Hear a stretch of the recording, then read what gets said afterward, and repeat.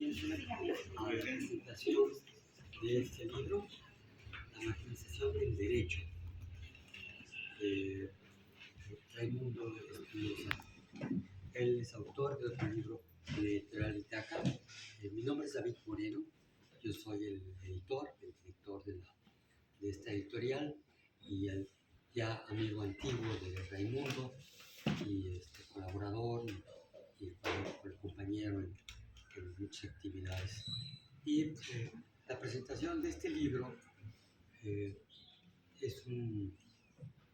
libro es un tema muy importante, es un desarrollo de una corriente teórica dentro del pensamiento jurídico en México, fundada hace muchos años por el doctor Óscar Correas, argentino, radicado en México, y que llevó a cabo una labor muy importante de recuperación del pensamiento marxista y del pensamiento crítico en general en torno al tema del derecho. Raimundo fue un alumno y discípulo y seguidor y continuador de la obra del doctor Óscar Correas. Óscar Correas fundó una revista muy importante de crítica jurídica y la corriente fue presentada como crítica marxista del derecho. El libro anterior que publicamos de Raimundo es justamente ese título, Crítica marxista del derecho. Bien, en este libro Raimundo aborda un tema muy actual, muy importante. Todos los días vemos nuevas noticias acerca de... Hay mucha preocupación, hay alarma y hay mucha confusión en torno a los alcances, las repercusiones del desarrollo de la tecnología digital, especialmente la inteligencia artificial, de manera que parece haber la amenaza de sustituir muchas actividades creativas, artísticas, productivas, y una de ellas es justamente la impartición de justicia. Este tema sería muy preocupante que no solo habría una inteligencia artificial, sino una justicia artificial, una justicia administrada, proporcionada a través de máquinas, y ya deja de ser una función humana porque se va a maquinizar. Es un desarrollo entonces de este pensamiento crítico desarrollado por esta corriente. Bien, van a participar, van a comentar este libro. En primer lugar, la doctora Jennifer Rodríguez.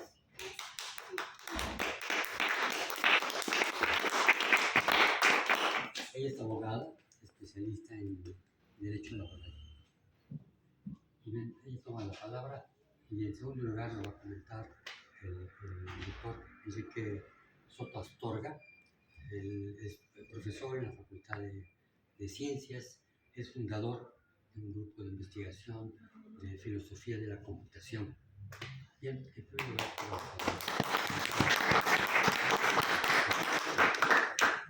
bueno, buenas tardes.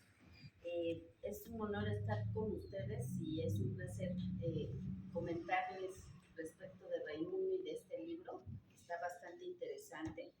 Y pues gracias por podernos acompañar en esta importante presentación de la maquinización del derecho, elementos para una crítica del fetichismo jurídico tecnoinformático. Bueno, quiero empezar reconociendo a Raimundo, primero como un gran estudioso del derecho y crítico del derecho, que tiene una visión social y moderna del derecho y sus efectos al servicio del pueblo. Bueno, yo primero he de contarles que Raimundo desde muy joven tuvo la imperiosa necesidad por forjar su propio camino intelectual, cuestionando el cómo, para qué y el porqué del derecho, conjuntando en su estudio a la historia, la filosofía, la ciencia política y la economía, teniendo siempre como columna vertebral al derecho y logrando así la conformación de una visión sólida, pero transversal, de la forma de estudiar y entender esta disciplina. Es desde luego interesante la visión de vanguardia que hoy nos presenta Raimundo, condensando un sinnúmero de lecturas, debates, doctrinas y teorías en un magnífico aporte al conocimiento de vanguardia a través de su obra La maquinización del derecho. Él aporta elementos críticos transversales del fetichismo jurídico tecnoinformático. Raimundo, con ayuda de conceptos filosóficos y sociales, y no partiendo de conceptos exclusivamente jurídicos, realiza una crítica sólida sobre la tendencia per se de los abogados a otorgar a las normas jurídicas una autonomía absoluta, como si tuvieran un poder propio e independiente de la realidad social. No toman o no se considera por parte de los abogados propiamente dichos la realidad social, económica y política en la que se aplican las normas jurídicas. Raimundo, sin embargo, expone y cuestiona esa especie de ratificación del derecho en la que se concibe a las leyes como entidades con una eficiencia automática, sin considerar que su validez y aplicación dependen de factores externos como la cultura, la estructura del poder y la voluntad de quienes la interpretan y la aplican. La obra de Raimundo tiene raíces en el fetichismo de la mercancía de Karl Marx, que explica cómo las relaciones sociales en el capitalismo se disfrazan de relaciones entre cosas. De manera análoga, en el fetichismo jurídico tecnoinformático se pretende que se pierda de vista que el derecho es una construcción humana y que su efectividad depende de los actores sociales que lo crean, interpretan y ejecutan. En la práctica, el fetichismo jurídico tecnoinformático traslada la idea de la simple existencia de una norma a la normalización de la idea cotidiana del manejo de la norma por las máquinas, las cuales son en sí mismas suficientes para cambiar la realidad social sin tomar en cuenta que los factores que pueden facilitar o impedir su cumplimiento son estrictamente sociales. En este caso, Raimundo, a través de su obra, realiza una crítica ácida a idolatrar el resultado que otorga el tecnoderecho y la inteligencia artificial sin cuestionar su contexto, sus efectos y su justicia, poniendo de manifiesto la supuesta relación que existe entre las máquinas, leyes y conceptos preconcebidos para la aplicación sobre la vida de las personas vivas.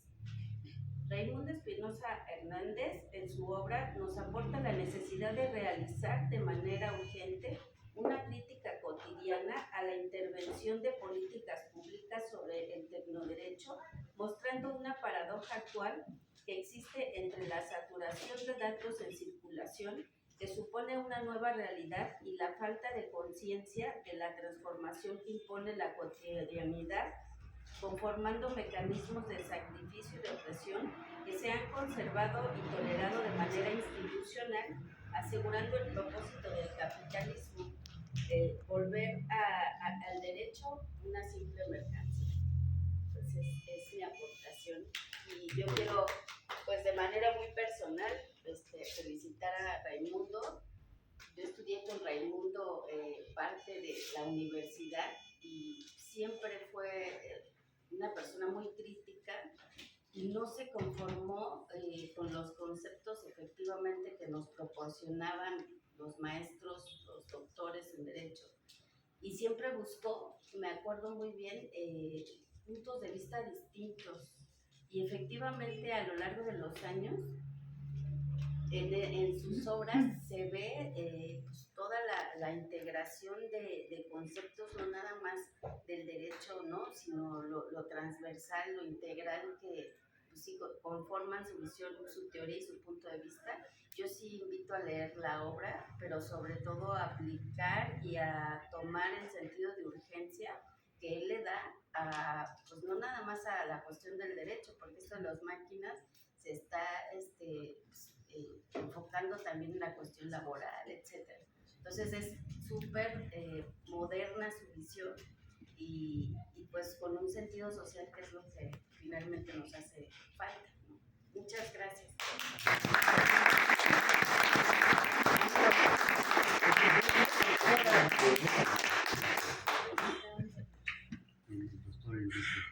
Bueno, muchas gracias.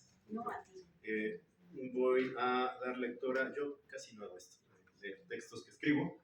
Usualmente intervengo de otras formas, pero consideré que esta vez tenía que hacerlo en justicia de la complejidad de la obra. Cuando uno ve la cantidad de referencias que trae el libro, uno que escribe cosas para la academia, dices, sí, híjole, ¿cómo cabe tanto? Y es una aportación que quiero resaltar como relevantísima. Así que voy a dar cabida a este texto y después voy a hacer unos breves apuntes. La maquinización del derecho de Raimundo Espinosa Hernández presenta una completa crítica marxista del sistema jurídico moderno, el cual se encuentra cada vez más reconfigurado por la maquinaria de cómputo, fetichizada por las aproximaciones tecnoinformáticas del derecho y la jurisprudencia. La obra va mucho más allá del mero estudio del riesgo de la adopción de nuevas tecnologías, algo cuya literatura abunda. La obra revela cómo el derecho se transforma progresivamente en un aparato automatizado y estandarizado, ajeno al humano, cuya experiencia vital queda subsumida a los procedimientos fríos y sintácticos de la máquina materializada en la aplicación secuencial de reglas. Esta mecanización, argumenta, margina las dimensiones humanas, éticas y políticas que son esenciales no solo para la administración de la justicia, sino también para proyectos más amplios. Al hacerlo, la obra de Spinoza nos ayuda a dejar atrás el llamado determinismo de la metáfora de la máquina, la idea de que todos los sistemas, incluidas las instituciones jurídicas, pueden entenderse completamente como máquinas fijas y predictibles, para las cuales hay un programa, un procedimiento así llamado eficaz en la matemática, que, respetando los antiguos postulados del lógico David Hilbert, haría manipulaciones inferenciales sobre símbolos vacíos de todo significado, independientes de toda interpretación.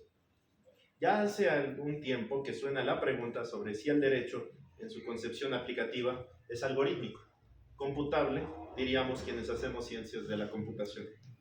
La obra rechazará con profundo análisis crítico tal aseveración, aunque no desde la teoría matemática de la computación. Esto es algo que nos queda como deber a quienes hacemos filosofía de las máquinas de cómputo. Spinoza interroga el fetichismo de la tecnología en la práctica jurídica, exponiendo cómo el atractivo de la inteligencia artificial y la toma de decisiones algorítmica a menudo enmascara los sesgos subyacentes que refuerzan las estructuras de poder existentes. Al reducir procesos legales complejos y humanos a operaciones sintácticas y mecánicas, se corre el riesgo de que el derecho se convierta en un instrumento de dominación capitalista en lugar de ser un medio para avanzar en la justicia y la igualdad. En este contexto, su análisis constituye una intervención crucial que no solo critica los aspectos deshumanizantes del derecho mecánico, sino que también señala un camino hacia una praxis jurídica capaz de contribuir a la emancipación de la clase trabajadora. Desde el aparato de la filosofía de la computación, la crítica de Spinoza resuena con desafíos mucho más amplios que se presentan ante los modelos mecánicos del mundo. El argumento de Robert Rosen sobre la incomputabilidad de la vida, en el que los organismos muestran propiedades emergentes, adaptativas y autoorganizadas que resisten a ser reducidas a simples algoritmos, proporcionaría un valioso trasfondo conceptual. Si los organismos vivos con todas sus complejidades no pueden reducirse a simples máquinas, tampoco puede ser el caso que los sistemas jurídicos que están igualmente impregnados del juicio humano, de liberación moral y matices sociopolíticos.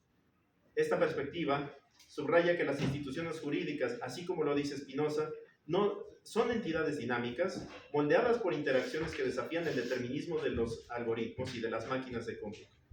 Todo lo que compone y atraviesa una sociedad desde el organismo mínimo viable escapa a la descripción mecánica.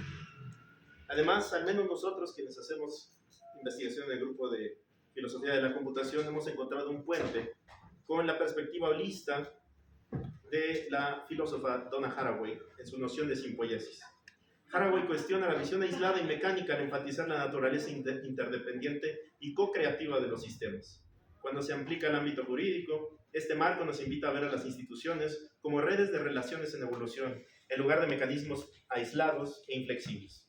La obra de Spinoza, interpretada a través de esta lente, no solo cuestiona la adopción acrítica de procesos legales impulsados por la inteligencia artificial, sino que también defiende una forma de praxis jurídica que sea participativa, consciente del contexto y profundamente sensible a las necesidades y luchas de la clase trabajadora.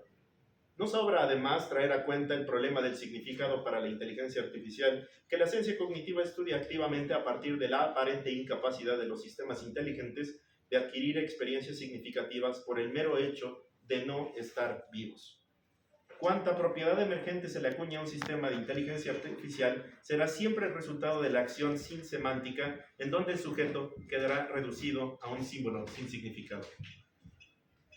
Todo esto, en última instancia, ha sido abordado desde una crítica marxista a los aparatos jurídicos por Espinosa Hernández, mismo que hace una valiosa contribución muy profunda a la teoría jurídica emancipadora. Su riguroso análisis critica la racionalidad tecnocrática predominante que amenaza con deshumanizar la práctica jurídica y perpetuar la hegemonía del capital. Al dejar atrás el determinismo de la metáfora de la máquina, se sientan las bases para reimaginar el derecho como una práctica dinámica y holística, capaz de fomentar la transformación social y avanzar en la emancipación de todo trabajador. La visión de Spinoza nos desafía a adoptar a este sistema jurídico que no solo sea eficiente y moderno, sino que también sea intrínsecamente humano, democrático y comprometido con el bienestar colectivo de la sociedad. Quiero decir que todas estas reflexiones son derivadas de discusiones que hemos tenido en el grupo a partir del texto de Raimundo que hemos estudiado. Somos personas que estudian a las máquinas de cómputo y rara vez quienes hacen ciencia de la computación se ponen a pensar que todo esto es la herencia de la metáfora de la máquina de Descartes, de hace tantos años, materializada en la línea de producción fordiana, que se impregna en las dinámicas sociales. Quiero solamente cerrar diciendo que creo que hay que arrancar la práctica del derecho al mundo de la máquina y devolverlo al mundo de los organismos. Eso es algo para lo cual el libro de Raimundo ya nos da un montón de bases, pero muchísimas, un montón de literatura analizada en crítica y que consuena además con otros aparatos críticos que han intentado desmecanizar, por ejemplo, a la biología o a la ciencia cognitiva. El aporte de Raimundo es enorme, es parte de los textos nucleares del curso de Filosofía de la Computación 1 que se da en la Facultad de Ciencias de la Universidad Nacional, y es para mí un honor haber sido lector de este libro y ahora humilde comentarista. Muchas felicidades, Raimundo.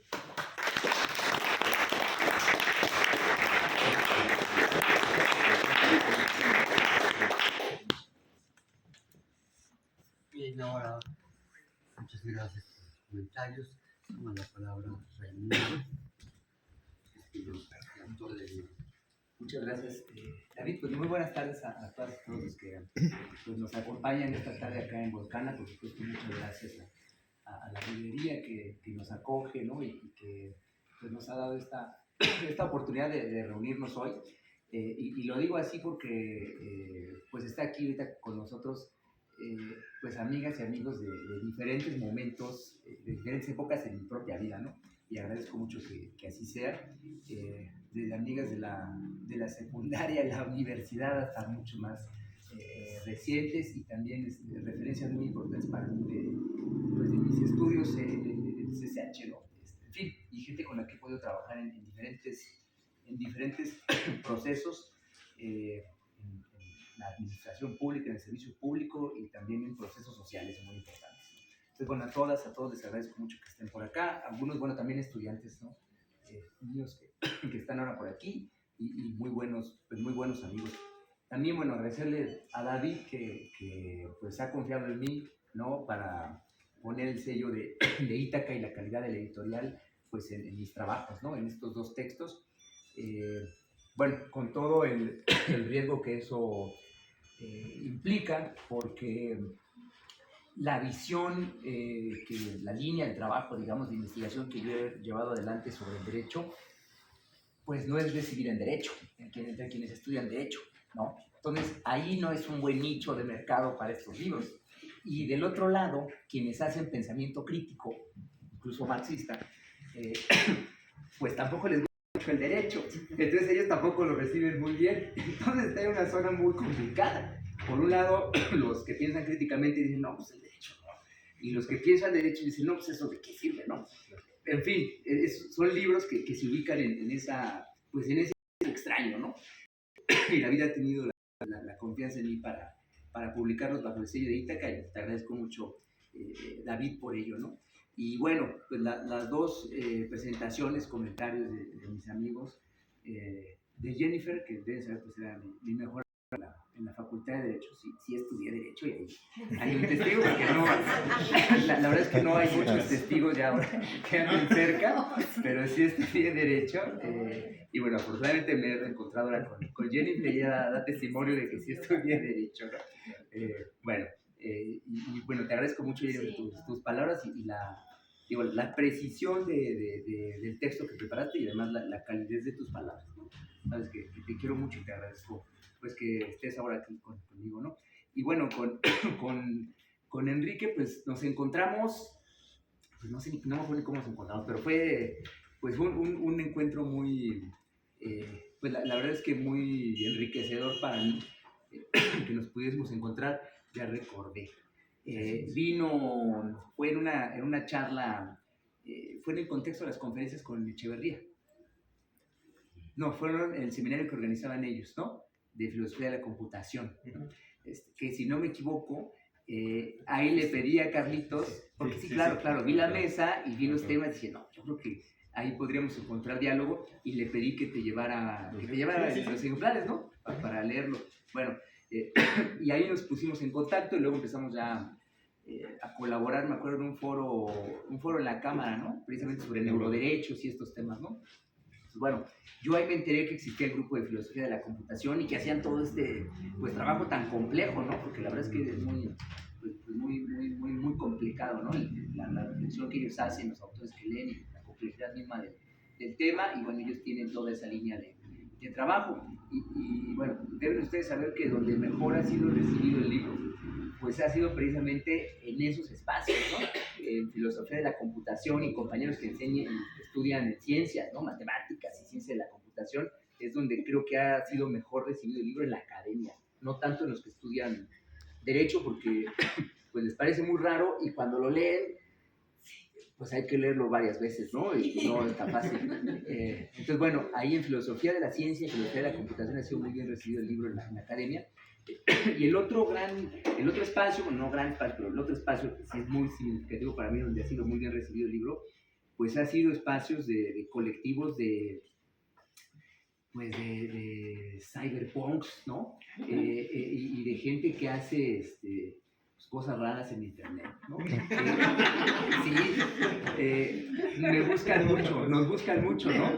Porque ven el libro como si fuese gente que le gusta incluso la ciencia ficción, ¿no? Con tecnología.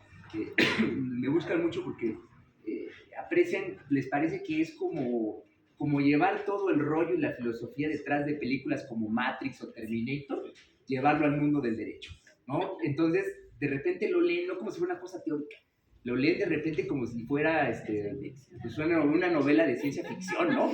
Es donde está trazado por cosas de derecho. Un poco así lo leen ellos, y ha sido muy buena recepción, ¿no? La verdad es que yo siempre que me invitan a sus espacios underground, voy, ¿no? Porque pues el libro es leído ahí, ¿no? Y por supuesto con Enrique, que es con quien pues tenemos actividades incluso periódicas ya sobre estos temas. En fin, muchas gracias a ambos. Bueno, pues yo para invitarlos, contagiarlos del ánimo, ¿no? de leer el libro, voy a referirme a unas anécdotas que yo creo que lo van a hacer más asequible, ¿no? Porque si me pongo a hablar de las cosas duras que vienen ahí entrelazadas en el libro, pues a lo mejor van a decir, no, es demasiado. Pero las anécdotas son buenas. Fíjense que cuando estaba estudiando el doctorado, tenía un profesor que es muy reconocido, ¿no? en la comunidad jurídica nacional, que se llama Jorge Sergio, el director del Departamento de Derecho del ITAM. Y él, pues no solo es un estudioso, me parece a mí que es un fanático, ¿no? de esto del derecho informático y la tecnología y el derecho. En fin, luego incluso él se pone a diseñar plataformas y parece que le salen bien, ¿no? Entonces, bueno, él le gusta mucho el tema. Estudió en Argentina con el profesor Guiburg, que es un jurista argentino muy metido en los temas de la filosofía analítica, de la lógica y de los primeros que escriben en español textos sobre informática y derecho, ¿no? Entonces, bueno, tiene Jorge pues una herencia, ¿no? de trabajo muy importante en el tema. Él fue mi maestro y al principio todo iba bien, ¿no? Normal. Pero luego ya hubo un momento en donde empezó a decir algunas cosas en donde me pareció que era importante pues pensarlo 2 veces, por lo menos. Me acuerdo mucho que el doctor Sergio sostenía de una manera respaldando, ¿no? Aplaudiendo, el hecho de que ahora, aparentemente, el derecho, quienes estudiaban derecho y quienes hacían derecho, practicaban el derecho, pues podían hacerlo prescindiendo de toda teoría. O sea, ya no era necesario estar pensando sobre qué es el derecho, cuáles son los fundamentos del derecho, para qué sirve el derecho, ¿no? Ya no habría que debatir pues, las cuestiones de si el derecho natural frente al derecho positivo, si la ley es injusta o no es injusta. Esos temas parecían como algo especulativo que ya no tenía mucho sentido en el momento actual, donde las tecnologías habían incursionado en el mundo jurídico, no solamente para facilitar ciertos procesos de gestión en el derecho, en la práctica del derecho, sino también habían incursionado, pero reconfigurándolo desde dentro, ¿no? Alterando los procesos mismos del derecho. Y en muchos sentidos, pues haciendo una subordinación de lo jurídico frente a lo tecnológico. Y también con eso reforzando una cierta visión del derecho, instrumentalista del derecho, y una formación de abogados como técnicos que operan el derecho, ¿no? Bueno, a él le parecía que esto estaba muy bien. A mí me parecía que era un problema. Luego también sostenía que le parecía bien pues pensar un derecho, un mundo, una práctica del derecho en donde ya no había ni abogadas ni abogados, ni abogadas. Ya no había personas en el derecho, no había mediación humana en el derecho.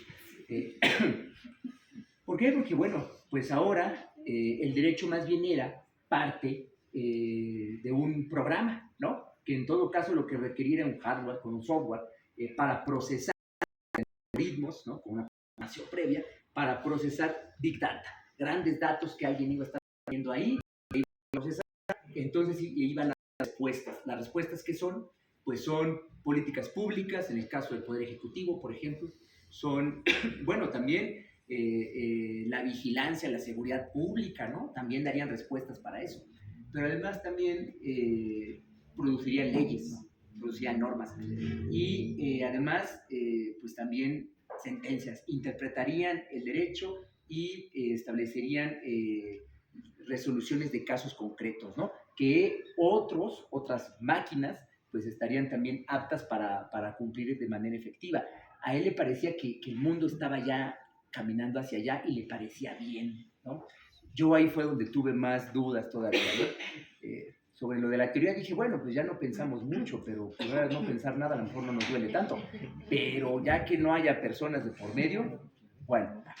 Y la tercera cosa que me llamó mucho la atención en las clases del doctor Sergio, pues era que él también decía que para el derecho, en esta era de digitalización de lo jurídico, pues ya no tenía mucho sentido discutir si las normas jurídicas eran reglas y principios o solo reglas o principios. Porque para él, pues las normas jurídicas eran reglas, precisamente porque la ambigüedad que suponen los principios, la ambigüedad interpretativa que suponen los principios, ¿no? Que requieren una interpretación que se abre, pues eso quedaba fuera cuando era un sistema lógico deductivo, ¿sí? Que procesaba grandes datos, lo que podía resolver pues cualquier pregunta jurídica, ¿no? Porque nos daría respuestas correctas, por lo menos coherentes en relación con los propios elementos constitutivos del sistema, ¿no? Entonces, bueno, también eso me pareció muy complicado, ¿no? Porque es la pretensión de hacer computable en términos absolutos lo jurídico, lo cual no está claro que sea así. Bueno, ante esas 3 hipótesis o líneas que lanzó el doctor Sergio, yo en principio pues escribí un ensayo que sería la segunda parte de este libro, que es el capítulo central, que le dio nombre, ¿no? De la maquinización del derecho, precisamente para responderle. Y fue un debate que tuvimos en la clase, ¿no? La verdad es que ahí fue donde la clase puso Se puso muy bueno. No, bueno, sí, pero avanzamos, ¿no? Y creo que todavía nos saludamos y nos llevamos bien cuando nos vemos. Bueno, ante el primer problema, ¿no? De un derecho sin teoría, me parece muy difícil pensar en la posibilidad de renunciar al hecho mismo de pensar, ¿no? Y de reflexionar, que en eso consiste hacer teoría sobre cualquier cosa, y en este caso sobre los temas jurídicos, como si todo estuviese ya dicho y no hubiese necesidad de decir nada más, porque las máquinas lo resolverían pues según la programación que tuviesen y los elementos con los que se les alimente, ¿no? Por eso es que pueden prescindir de pensar. Ya no se requiere pensar porque ahora todo es un proceso maquinizado, ¿no? Que llevan a cabo las propias máquinas. Lo cierto es que verlo así, pues supone un paso más en el proceso de enajenación de la propia humanidad, donde los seres humanos, pues no solo las comunidades han perdido, fueron expropiadas de la capacidad de darse su propio derecho, de autodeterminarse, ¿sí? Esa capacidad fue expropiada y es muy claro en el proceso moderno de construcción de los estados nacionales, donde entre otras cosas no solo monopolizan la violencia, lo que monopolizan antes de la violencia es también la producción normativa, la validez. Por eso la ecuación esta de que todo derecho es derecho del Estado y no hay derecho fuera del derecho del Estado, ¿no? Y el Estado pues no permite que haya otras formas normativas que compitan, ¿sí?, con las normas que son del Estado. Toda la doctrina del positivismo jurídico está sentada en eso, pero las raíces de eso son las raíces justnaturalistas, porque las revoluciones burguesas se hicieron a partir del justnaturalismo y cuando llegan al poder se convierte en positivismo jurídico.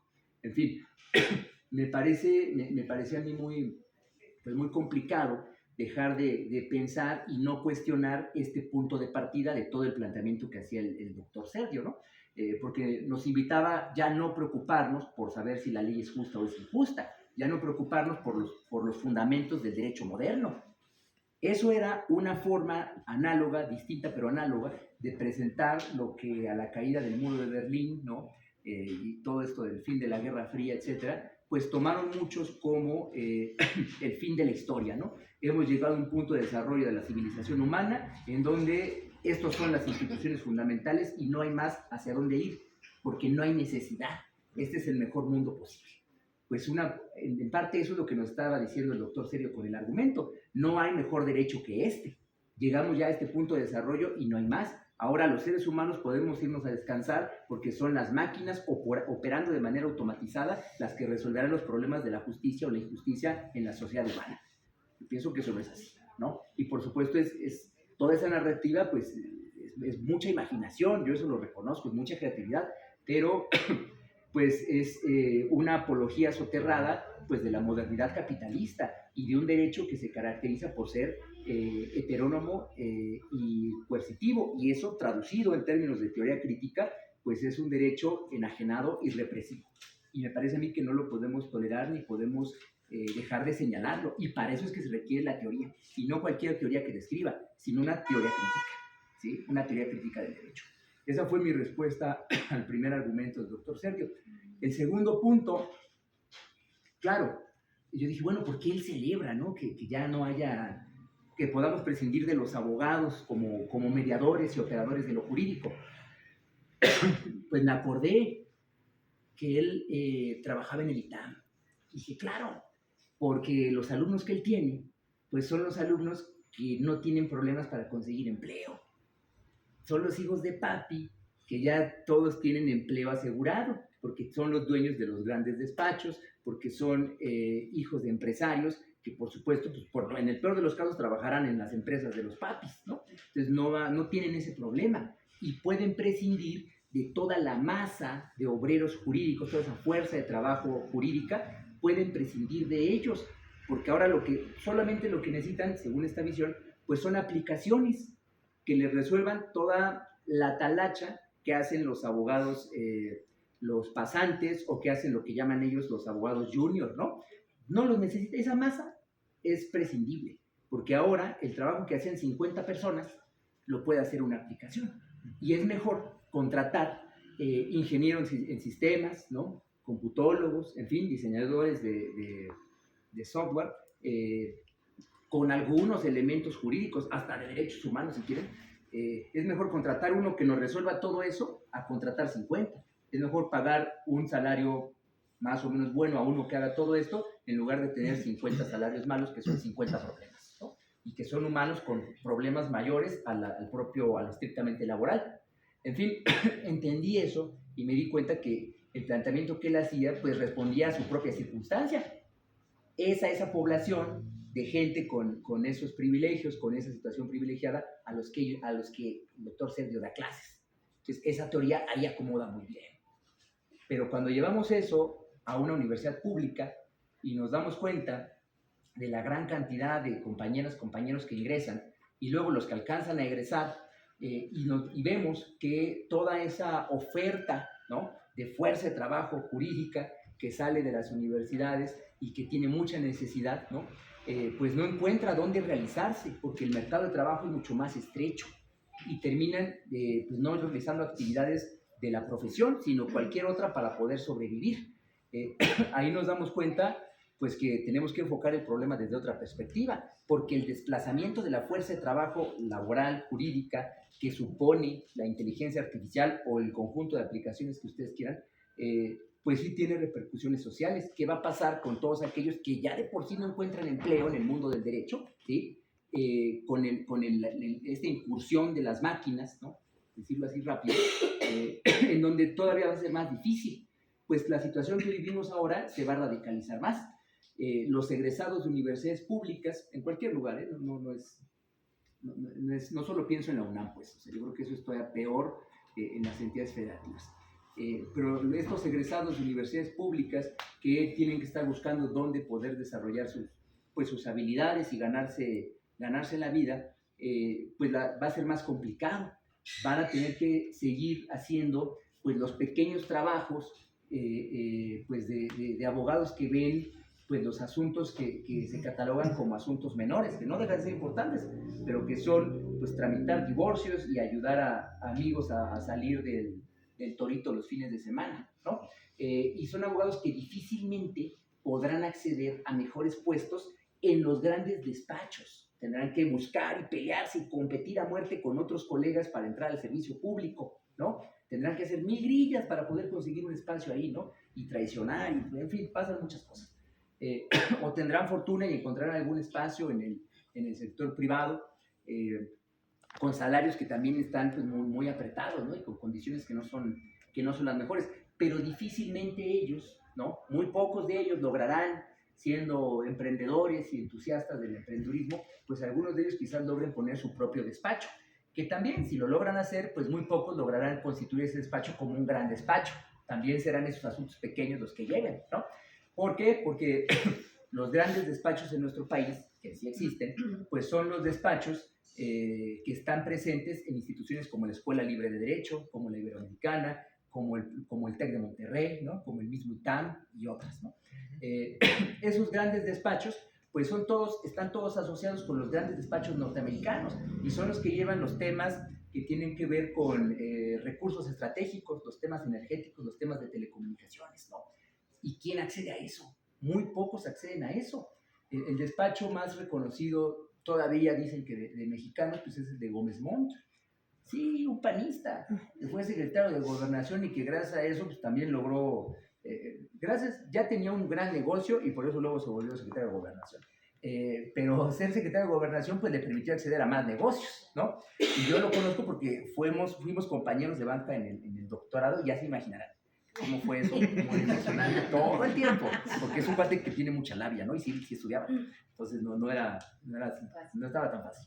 En fin, entonces me parece muy importante que tomemos esto, no para destruir las máquinas, ni para detener este avance, que yo creo que es importante, incluso es necesario, pero sí debemos, me parece, tratar el asunto como un asunto pues, de política pública, ¿no? O sea, sí habría que coordinar muy bien todo esto para que no haya más desempleo y desplazamiento de la fuerza de trabajo por la sustitución por máquinas, ¿no?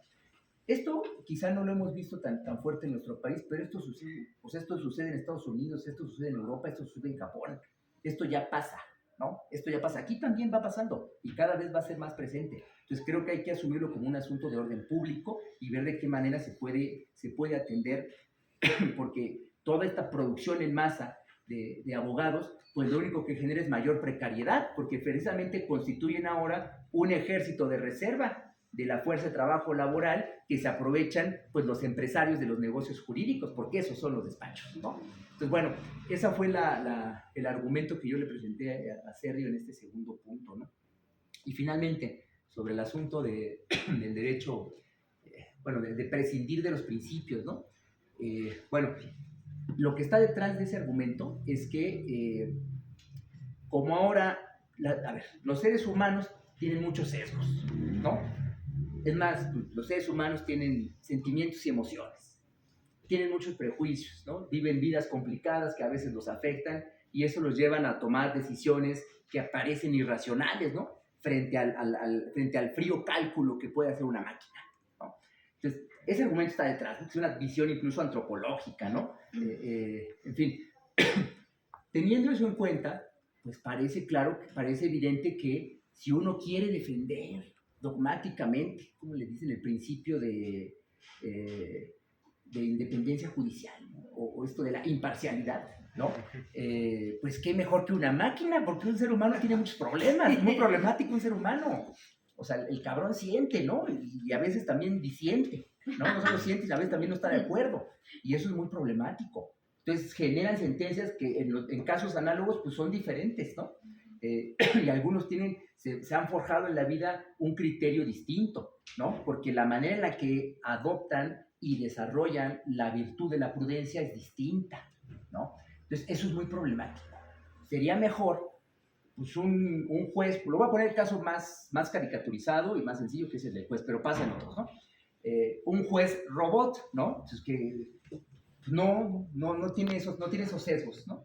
Y él le presentan el caso, le dan los presupuestos, todo el material, y él calcula la respuesta.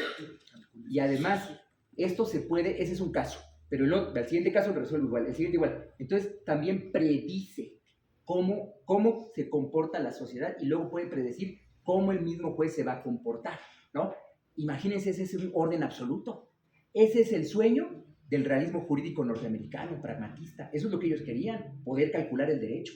Eso de la predicción es de los gringos. Lo que pensaban también los realistas escandinavos, realismo jurídico escandinavo, también Alf Ross tenía esa preocupación, cómo calculamos, ¿no? El derecho y por eso su visión cientificista de lo que era la jurisprudencia o ciencia del derecho, ¿no? Detrás de él, pues el positivismo lógico y una cierta lectura del Tractatus Lógico-Filosófico de Wittgenstein, ¿no? Bueno, imagínense, ¿no? Esto es lo que está detrás, la posibilidad de predecir las conductas de los seres humanos sin error y de emitir y de predecir cuáles son los fallos, cuál es el sentido de las resoluciones de operadores judiciales, ¿no? Entonces, bueno, pues ese mundo parece un mundo perfecto, porque ya, ¿qué sentido tendrían las impugnaciones si la máquina puede hacer un cálculo total, ¿no? Y hay una predictibilidad absoluta en todo esto. Parece raro y parece ciencia ficción, ¿no? Parece algo del futuro. Lo cierto es que hay intentos, hay quienes han tratado de llevar esto adelante. Y aquí en México, a lo mejor tú lo conociste, Francisco, compañero ahí en la facultad, un poquito más grande que yo, muy brillante, muy brillante, se llama Rubén Quintín. Es un penalista pues, muy reconocido aquí en México. Él es el que capacita a todos los MP federales. Es muy inteligente. Él estuvo en la presentación de mi libro en la Facultad de Derecho y nos aventamos un debate en vivo, también buenísimo. Ahí lo pueden ver en el video. Él tiene un tratado de derecho penal en varios tomos y el tercer tomo se llama Cálculo Penal, ¿no? Incluso él desarrolló una aplicación. La aplicación, tú le das los datos de cuál fue la conducta y la cosa le va respondiendo y la cosa te dice cuál es el margen de punibilidad de la conducta, ¿no? O sea, cómo te va a ir por lo que hiciste. Y te lo responde en 5 segundos te responde, ¿no? Según le pones la información. Él, por ejemplo, está comprometido con esto. A mí me parece interesantísimo, me parece que puede ser útil, sí, no, eso no lo niego, pero me parece también muy peligroso la manera en la que asume que esto puede suceder así sin mediación humana, ¿no? Porque el problema aquí de fondo es que cuando echan por la borda el tema de los principios bajo estos argumentos o estos supuestos, lo que están también echando a la basura, pues es el humanismo del cual está impregnado, no el derecho en abstracto, sino la impartición de justicia en concreto, ¿no? Ese es el problema que está en juego aquí.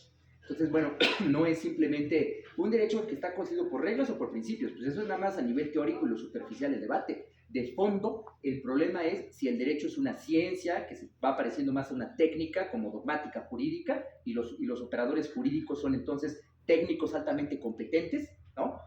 O si el derecho es más bien una disciplina más parecida a las humanidades, en donde el juicio prudencial, que es la idea que tenían, por ejemplo, los latinos, tiene sentido, ¿no? Y en donde más es mejor, entonces, hacerse de las herramientas y desarrollar virtudes para juzgar, en vez de aprender a calcular como si aplicar derecho fuese hacer deducciones lógicas, cuando más bien el razonamiento práctico, en el mismo Aristóteles, que es el que plantea esto de la deducción lógica en el Organón, pues es distinto porque este argumento aparece en la Ética. Esa distinción se olvidó, ¿no? Cuando se razonó todo esto. Son dos maneras distintas de proceder. A mí me parece que el derecho no puede prescindir del razonamiento práctico y muy poco se parece al razonamiento lógico-deductivo de los silogismos. La confusión está ahí. Entonces, muchos de los filósofos del derecho contemporáneo están casados con una concepción del derecho como ciencia y como técnica, que lo ven como normas en abstracto que pueden ellos articular desde fuera de cualquier asunto para llegar a resultados. Por eso es muy fácil meter ahí la idea de la máquina y del procesamiento de datos para predecir. Lo que es muy difícil es formar personas que son seres humanos en contextos contradictorios muy complicados, ¿no? De lucha de clases, de peligro de extinción de la humanidad, no solo por el cambio climático, sino por una guerra o simplemente por la devastación ambiental del planeta. Formar personas ahí que tengan las virtudes para tener un juicio práctico que es la prudencia, pues eso es más difícil. Esto es lo que está en el debate, ¿no? Precisamente de estos problemas es de los que trata de dar cuenta la maquinización del derecho, y por eso le llamo elementos para la crítica del fetichismo jurídico tecnoinformático, porque las y los abogados, la comunidad jurídica nacional, no lo está pensando así. Todos están aplaudiendo y están contentos porque usan sus aplicaciones, porque va a haber inteligencia artificial, y están celebrando la tecnología de una forma acrítica. No saben para quién trabajan cuando se comprometen con ese proyecto, ¿no? Que es un proyecto, pues, del capital, porque la tecnología tiene dueño. La propiedad intelectual es de alguien, y a alguien se le paga por los licenciamientos, y alguien cobra por poner a disposición general esas tecnologías. Alguien programa los algoritmos. Los sesgos no se ven cuando se opera. Los sesgos son presupuestos, están puestos desde antes. Y ese es el problema con la maquinización del derecho. Bueno, pues yo los invito a que lo lean y les agradezco a todas, a todos su presencia hoy aquí. Yo de verdad, pues de mucho corazón se los digo, me emociona mucho pues verlos y que tengamos esta oportunidad de conversar aquí en Volcana. Muchísimas gracias a todas y a todos.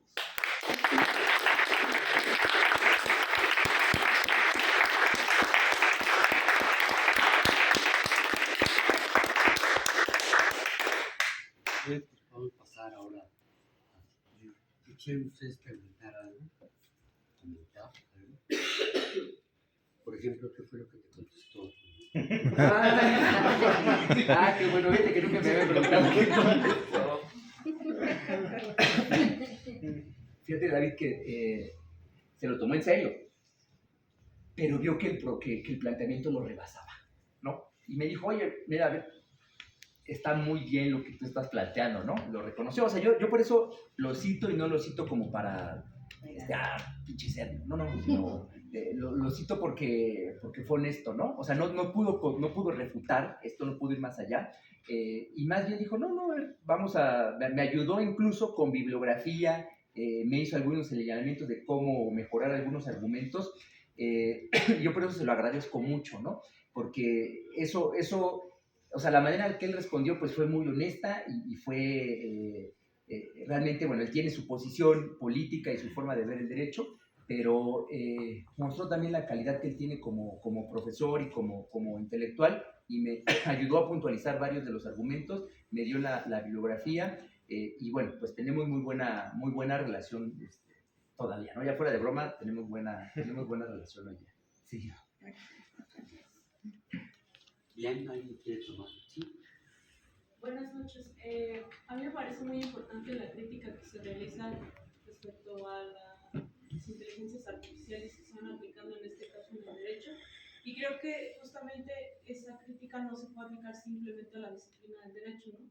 Sino en todas las demás áreas que está afectando, por ejemplo, contabilidad, no sé, administración e incluso la misma medicina, ¿no? A mí me gustaría saber, aparte de la creación de políticas públicas que regulen esta situación, ¿de qué otras maneras crees que se puede afrontar esto? Porque es algo que viene y que no va a parar, ¿no? Y que eventualmente va a pasar. Claro. ¿Cómo te llamas? Bianca. Bianca, muchas gracias. Mira, en México empezaron el año pasado, a finales del año pasado, convocaron en 3 comisiones de la Cámara de Senadores, si no me equivoco. Hicieron una comisión de derechos digitales, otra de inteligencia artificial y la de ciencia y tecnología. Quienes convocaron fueron los presidentes de la de inteligencia artificial y derechos digitales, que son del PRI y del PAN. La de ciencia y tecnología la tiene la senadora Hart, que es de Morena. Convocan los del PRI y del PAN a unos foros abiertos, precisamente porque lo que quieren hacer es un código, una legislación de inteligencias artificiales en México. Nosotros ya veníamos pensando en el grupo con Enrique y otros colegas sobre, porque pues, nos juntamos y hemos estado coincidiendo en varios eventos, pues en la necesidad de hacer un trabajo más sistemático para salirle al paso, ¿no? Con este evento sucedió el primer foro en noviembre, si no me equivoco, y estarán sucediendo, son 6 foros los que van a ser. La idea de ellos, el plan, es que a mediados de año tengan ya un proyecto que puedan presentar en el siguiente periodo legislativo sobre una ley o un código de inteligencias artificiales, lo cual en principio me parece muy bien. Lo que pasa es que, claro, cuando yo alcancé a entrar a la primera mesa y dije, bueno, pues va a estar interesante. Bueno, ¿quiénes estaban sentados? Todos, ¿cómo le dicen? CEO, todos los CEOs de las empresas de plataformas que están aquí en México, ¿no? Los que se imaginen estaban ahí, ¿no? Estaba el de Amazon, estaba la gente de Facebook, estaba la gente de Google, todos ellos estaban ahí representados. Estaban pues los paleros, que les gusta siempre quedar bien, que es la gente del Instituto de Jurídicas de la UNAM. Ahí estaba sentado uno de ellos. Pues ellos son los que siempre son de oportunistas, que están buscando dónde acomodarse, pues son ellos los que hicieron todas las contrarreformas neoliberales del periodo, por eso están tan encabronados, ¿no? Bueno, estar ahí uno de ellos, ¿no? Ni me acuerdo cómo se llama, ni vale la pena, porque en la literatura que se lee en el mundo, su nombre no aparece. La verdad es que no me lo sé, pero es un cuate que se presta. Bueno, y convalidando, ¿no? Sí, no, muy bien. ¿Qué discutían? Lo que discutían es, todo está bien, no hay que sobreregular, ¿no? O sea, no se metan porque ustedes no saben. Nosotros manejamos esto, son políticas globales, o no, abogado. Sí, claro, ¿no? El abogado convalidando, ¿no? El cuate de política. ¿Por qué actúan así?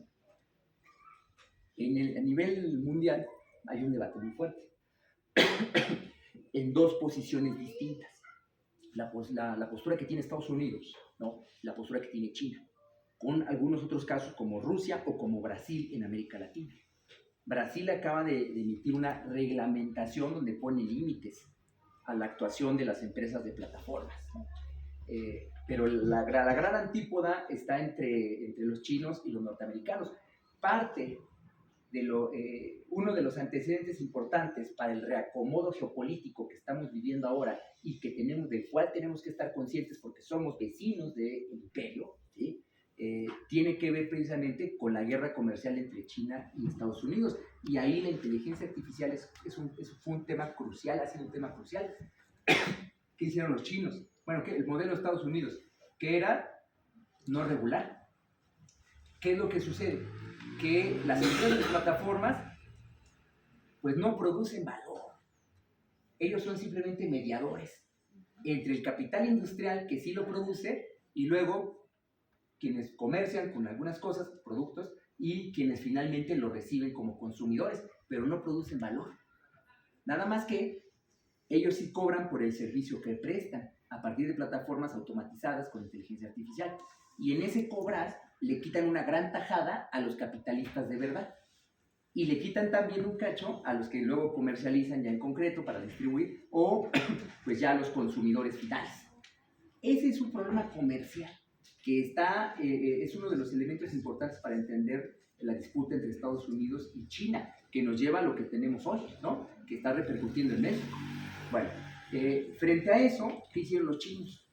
Los chinos deciden regular y entonces ponen una serie de limitaciones, incluso políticas prohibitivas. Dicen, esto se puede, esto no se puede. Y si tú quieres hacerlo, tienes que pagar. Y pagas tanto. Por eso los chinos, pues estas otras empresas que se globalizaron, que se deslocalizaron, les dicen, ¿no? Pero que son, en principio eran norteamericanas, japonesas, etcétera, y se deslocalizan, pues no están de acuerdo. ¿Qué hacen los chinos? Pues me da igual, porque yo voy a desarrollar mi tecnología como tecnología soberana.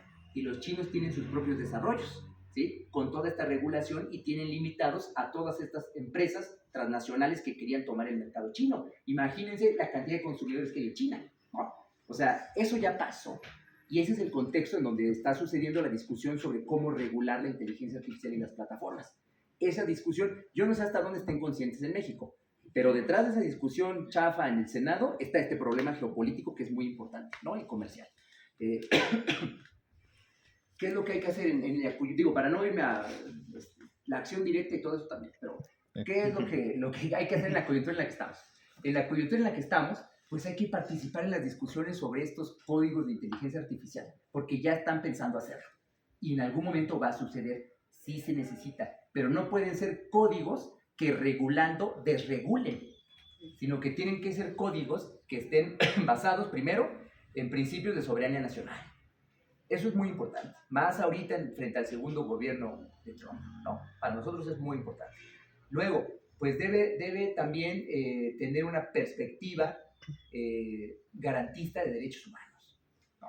Eso también es muy importante. Yo soy muy crítico con el discurso de derechos humanos, pero sí entiendo el sentido que tiene el que los defendamos frente, pues, a los derechos humanos que ahora reclaman las empresas. O sea, hay que defender los derechos que sí son humanos frente a los derechos humanos de las empresas. Eso hay que hacerlo. Y este es un caso donde se muestra el choque, porque eso es a lo que apela Google y Facebook y, en fin, ¿no? ¿Cómo se llama la de WhatsApp? ¿Cómo me dijiste? Meta, ¿no? Que es realmente lo que está ahí detrás. En fin, todos ellos van a apelar a eso, porque ellos también ahora tienen derechos humanos. Incluso el principio de progresividad, lo que ustedes quieren, porque ya lo hemos visto. Eso ya ha pasado, ¿no? Entonces, es muy importante informarse y participar. Esos foros tienen que abrirse. O sea, eran foros con 40 personas, que eran los representantes de las empresas. Tienen que abrir, y además nos hicieron públicos. Se decía el último día, ¡ay, hay foro hoy a las 4! Ahí, conéctense. No, se tiene que abrir, ¿no? Y se tiene que construir iniciativas desde fuera y con una perspectiva crítica, defendiendo la soberanía y los recursos estratégicos, porque todas esas empresas de plataformas lo que están buscando es cómo movilizan pues el extractivismo que sucede en países como México, cómo movilizan esas mercancías, esos recursos estratégicos que terminan siendo mercancías. Para eso es que operan, para identificarlas o para moverlas o para neutralizar. Digo, ahorita no he puesto los ejemplos en los temas de seguridad, pero es gravísimo lo que pasa en los temas de seguridad con la inteligencia artificial y las plataformas, ¿no? Bueno, yo creo que ahorita en la coyuntura hay que informarse y hay que participar y exigir que se abran más foros para discutir, pero tenemos que llegar con propuestas. El asunto es que nadie sabe cómo legislar. Precisamente nosotros abrimos un seminario los domingos, ¿no? ¿Cuándo toca este domingo? No. El siguiente. Tenemos un seminario cada domingo en donde estamos trabajando estos temas y comenzamos discutiendo un libro de un autor muy importante y también para la casa editorial Raitaca, que es el libro de Jorge Braza sobre inteligencia artificial y capitalismo. No recuerdo el nombre exacto, pero es inteligencia artificial y capitalismo. Estamos discutiendo ese libro porque hay muchas confusiones. Para empezar, algunos piensan que las empresas de plataformas son empresas capitalistas. Lo cierto es que no generan valor, aunque sí forman parte de toda la circulación de mercancías, ¿no? Y la manera en la que se transfiere valor, pero no generan valor. O sea, hay una confusión muy importante que hay que aclarar.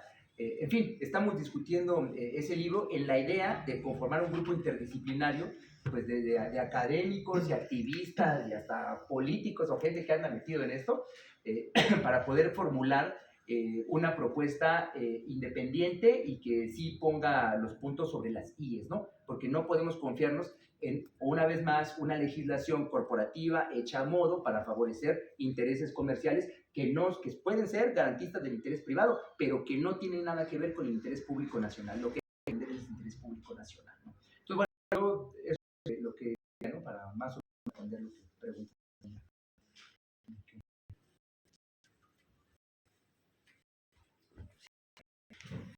Hola, buenas noches. He escuchado hablar de que se apruebe que haya un derecho para el pueblo o generar también por el pueblo. ¿De qué manera esta propuesta podría ayudar a esta manifestación de la y de las instancias que pues pueda tener contrapeso o otra forma? Claro, mira, la maquinización del derecho ahonda en este proceso histórico de enajenación de las capacidades comunitarias de producir sus propias normas, ¿no? Y ahonda porque ahora parece que se lo entregamos utópicamente o distópicamente a las máquinas. Entonces ahonda en ese imaginario de enajenación que a veces hasta aplaudimos porque nos parece muy bien, ¿no? Que es un poco lo que le pasaba a Sergio. A mí me parece que pues hoy es todavía más importante, dado que ese proceso se va acrecentando, pues es más importante contraponerle pues la argumentación de la crítica jurídica, ¿no? Precisamente con la intención de clarificar que el derecho no es un producto que está en abstracto ahí volando, sino que es un producto histórico-cultural que en todo caso, por una serie de mediaciones, sigue siendo producido por seres humanos y solo tiene sentido como una herramienta de afirmación de la vida humana. El derecho solo tiene sentido cuando se lee y se entiende en clave de valor de uso, cuando sirve para confirmar, para afirmar de manera positiva y gozosa la vida humana. De otra manera, ¿qué sentido tiene el derecho? ¿Un derecho que es injusto? ¿Derecho que es injusto qué sentido tiene? Frente a eso es que hay que protestar, frente a eso hay que ejercer la desobediencia, frente a eso es que hay que hacer la revolución, ¿no? ¿Qué sentido tiene cómo han sido las cosas que ahora nos dicen algunos? No, bueno, es que el derecho puede tener cualquier contenido, ¿no? No es su problema, le pueden poner lo que quieran porque el derecho es una forma vacía. Sí, bueno, entonces el derecho injusto puede suceder, ¿no? Y es un derecho que es válido. Imagínense todo el rollo, todo lo que se tuvieron que meter en la cabeza, y quién sabe por dónde más, para llegar a conseguir que eso está bien. Yo creo que es un gran problema, una gran desconexión ética, social del derecho. Los juristas son los que se desconectan. Y es un problema cultural, es un problema de formación, porque los forman para desconectarse de la sociedad y para tomar distancia también de la ética. ¿Dónde cabe que eso suceda así? ¿Qué sentido tiene un derecho que es injusto? O como decían los alemanes después de la Segunda Guerra Mundial, ¿no? Un derecho extremadamente injusto. ¿Qué sentido tiene eso? Lo que hay que hacer es rescatar este sentido social del derecho y evitar este divorcio, ¿no? entre la ética y el derecho. Y entre el agente social y sujeto histórico detrás de la constitución del derecho moderno. Sigue siendo la sociedad. En su momento este derecho de la modernidad pues emerge de revoluciones que son burguesas y el sujeto histórico es la burguesía. Pero cuando eso pasa, también inicia un proceso distinto que abre otro horizonte histórico epistemológico para la humanidad. Es cuando emerge el proletariado como un sujeto histórico. Y ese proletariado también produce derecho y también pelea y disputa los espacios del derecho. Por eso también he dicho yo, no hay que dejarle el derecho a la derecha. Lo que hay que hacer es disputarlo en todos los terrenos. Antes se pensaba que el derecho pues, se disputaba en los espacios legislativos y ahí hay que disputarlo, ¿no? Luego que se disputaba también en los espacios del Ejecutivo. Bueno, pues también ahí se disputa. El día de hoy en México, y México pone el ejemplo, el derecho también se disputa en sede judicial. Y es muy importante que la batalla también esté ahí, porque la resistencia hoy está en sede judicial. Y son minoría, pero que se agarren por lo que tienen, porque en algún momento, muy pronto, ya no van a ser minoría, ¿no? Entonces, bueno, yo sí creo que es muy importante abrir la producción del derecho, abrir los espacios jurídicos a la ciudadanía y a la población. Ayer tuve la oportunidad de visitar la corte, me preguntaban qué me parece, ¿no? Digo, está muy sola, y es muy solemne. debería ser como un pinche mercado, con la gente ahí, ¿no? Y hablando todo el tiempo en los asuntos y la justicia. Están todos así.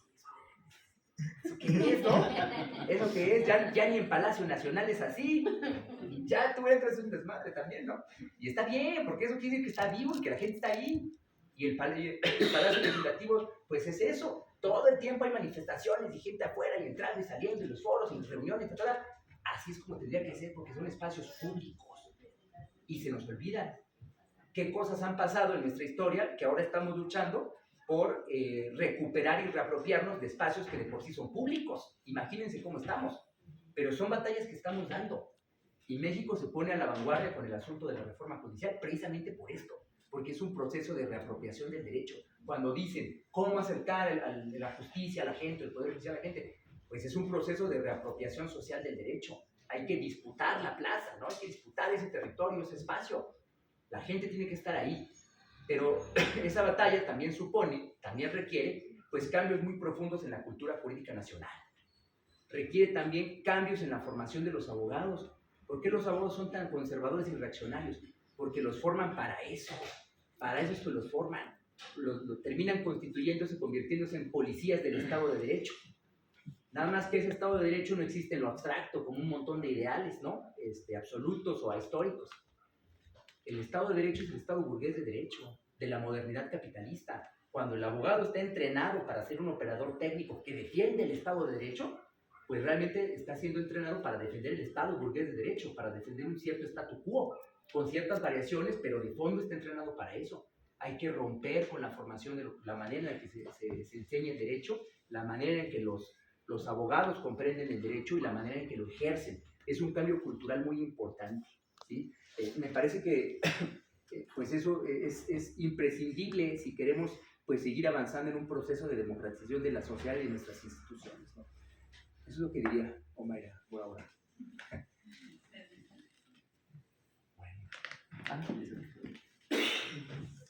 Bueno, yo quiero preguntarte, justo en esta última parte, desde hace ratito, y bueno, al leer tu libro y con el comentario que existe de la asunción acrítica de la maquinización del derecho, justo en este punto, ¿qué papel juegan las escuelas, las facultades de derecho, las universidades, los planes de estudio de derecho que, pues sí, están divorciados, digamos, de la realidad?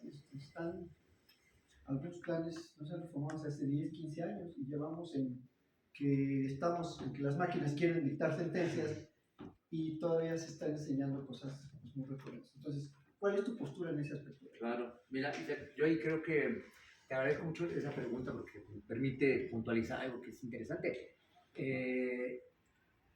La UNAM, ¿no?, que es un referente nacional, pues no tiene una materia en licenciatura que dé cuenta del proceso de la forma en la que las máquinas, la tecnología está incurriendo ahora en el derecho, está incorporándose al derecho y transfigurándolo desde dentro. Que sería una materia que, con los nombres que ahora están, ¿no?, que es derecho digital, o también le dicen legal tech, o como quieran, pero derecho digital es ahorita como el estándar. Las materias de derecho informático ya no alcanzan. Lo de derecho informático se superó hace como 30 años, por lo menos 25 años. Se superó eso. Es lo único que medio existe, y existe mal, ¿no? Lo que tendrían que estar viendo es derecho digital. Sí, nada más que eso del derecho digital también tiene ya como 10 años. Ya no tiene sentido que pongan una materia de derecho digital. Es como cuando ponen una materia de derecho, género y derecho. Una materia ahí optativa en los últimos semestres, ¿no?, quien lo quiera tocar. O la materia de derecho indígena también hay perdida para algún cuate que quiera abarquear, pues se mete ahí. Bueno, ya no funciona eso, porque la perspectiva de género se tiene que asumir como un eje transversal en la formación universitaria, por ejemplo. O la cuestión de la interculturalidad no puede ser una materia nada más por ahí a ver quién la quiere tomar, debe ser también un eje transversal en la educación jurídica, ¿no? Lo mismo, por ejemplo, los derechos humanos no son una materia. Todavía se enseña así, pero no es una materia. Es un eje transversal, es una perspectiva global para la profesión. Me parece que lo mismo pasa ahora con esto del derecho digital o la digitalización del derecho. No es una materia aislada, sino pues es un eje transversal que atraviesa la totalidad de las materias que conforman las currículas escolares de los quienes estudian derecho. ¿Por qué? Ejemplo sencillo. Las pruebas digitales. La prueba digital, y bueno, aquí está Diana que sabe más que yo sobre el tema, pero el tema de las pruebas digitales, pues no son de una materia, o las pruebas digitales son solo de derechos informáticos. No es cierto, eso era hace 30 años. Hoy no. Las pruebas digitales están en todas las materias del derecho, en los juicios familiares, civiles, en los mercantiles, en los laborales, ¿no? O sea, están por todos lados, en materia fiscal. La prueba digital ya es transversal a todas las materias del derecho. Entonces, la visión del derecho digital tendría que ser una perspectiva, pues, holística para el conjunto de las ramas que se enseñan para el derecho. Yo creo que ahí estamos atrasados y vamos a llegar tarde. Cuando lleguemos a tener una materia de derecho digital en las universidades públicas, va a estar bien, pero a la vez, pues va a ser ya muestra del gran retraso que tenemos, porque lo que se requiere es una perspectiva transversal. Los estudiantes de universidades públicas no tienen esas herramientas. ¿Ustedes qué creen que estudian los del TEC de Monterrey? Pues ellos sí llevan clases de tecnología y ellos sí manejan todo esto y operan muy bien, porque ellos son parte de los amos. Pero los esclavos no reciben esa capacitación y eso complica mucho las cosas, ¿no? Entonces yo creo que el problema está en esta falta de visión que se ha tenido, por un lado, y por el otro, pues el gran vacío pues es la formación crítica e interdisciplinaria en las escuelas de derecho. No la tenemos. Yo también he criticado mucho el hecho de que cuando las escuelas de derecho dan clases de teoría económica, porque sí las dan clases de teoría política, de teoría del Estado, dan clases de filosofía del derecho, ¿no? Dan clases de sociología jurídica. ¿Y quién las da? Las de teoría económica no las dan economistas. Las de ciencia política, teoría política o teoría del Estado no las dan politólogos. Las de sociología jurídica no las dan sociólogos. Las de filosofía del derecho no las dan filósofos, ¿no? Con sus excepciones, por supuesto. Pero lo normal es que no. Son estudiantes de derecho que un día les gustó, les llamó la atención, se juntaron con un maestro, medio leyeron ahí apuntes de no sé quién, y siguieron su librito de manual, recibieron la cátedra porque el maestro era su cuate, los colocó y siguen la tradición. Eso es lo que sucede. Eso no sirve para nada, pues por eso no pueden pensar más allá de su cajita, ¿no? No tienen una auténtica formación interdisciplinaria, mucho menos crítica, porque el pensamiento crítico en el derecho no solo está marginado, está satanizado. Ya me desmentirán, Francisco, pero ayer yo les decía a los chicos, a lo mejor es hoy la primera, le decía yo en el ensayo, pero dejemos esto asentado. Puede ser que sea la primera ocasión en que se habla tanto en una sesión aquí en la Corte de Marx, del socialismo y de la revolución. Pero eso es lo que indica, es el nivel de conservadurismo y de endogamia y de cerrazón que hay en esos espacios, ¿no? Toda esa formalidad y solemnidad y todo ese rollo, pues son indicadores de lo mismo. Pero no es una cuestión que los operadores judiciales hayan recibido ya cuando se convierten en tales. Es una cuestión de formación que viene desde antes. Ya cuando llegan ahí, se realizan. No, pues sí, porque se sienten realizados ya cuando están en la corte, porque ven que todo eso que aprendieron, todos esos dogmas, toda esa formación cerrada, pues tiene lugar, se justificó, todo lo que pasó está justificado, ¿no? Y además lo disfrutan y la gente lo reconoce y los premia y tienen sus pinches salarios gigantes y todo el rollo, ¿no? Con las prestaciones. O sea, eso es realmente como está construido el escenario. Por eso ha sido tan difícil la lucha. Si se hiciera una investigación de sociología de la función judicial en México, arrojaría cosas muy interesantes, como todo esto, ¿no? Yo creo que es lo que hay que hacer para apuntalar los cambios en el país. Son investigaciones que se tienen que hacer, porque no las hacemos y pues, sí, vienen los choques y demás, y del otro lado no hay argumentos, del otro lado lo que hay son puras consignas y pura resistencia completamente dogmática, ¿no? Basados en una teoría constitucional, pues en el mejor de los casos liberal, pero esa no es una teoría constitucional democrática. Cuando hay el momento de hacer realmente cambios democráticos, de democratizar instituciones públicas, toda la gente, todos los liberales, pseudoliberales del Instituto de Jurídicas dicen, no, eso no, está muy mal, es la barbarie. Claro, porque ya cuando hay que entrarle a la democracia no les gusta. A ellos lo que les gusta es el liberalismo disfrazado de democracia, ¿no? Le dan migajas a los esclavos. Pero cuando los esclavos cobran conciencia, se organizan y se ponen a hacer algo y resulta que tienen capacidad política e institucional de hacer algo, no les gusta. Eso es populismo, ¿no? Eso es la barbarie, eso es un riesgo, ¿no? Nos vamos a ir al desfiladero. No, nos vamos a ir al desfiladero si no nos ponemos al tiro con Donald Trump. Pero no por esto. Lo que hay que hacer precisamente ahora es defender la soberanía. Y para eso se requiere un pueblo consciente y organizado.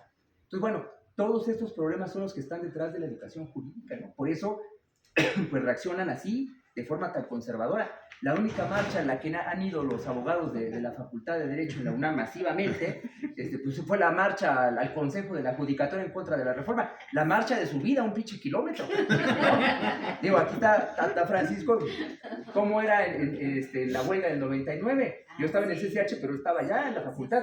Pues Derecho votó en contra, eran 5 locos, y aquí hay uno, o sea, pues así fue, ¿no? Así fue.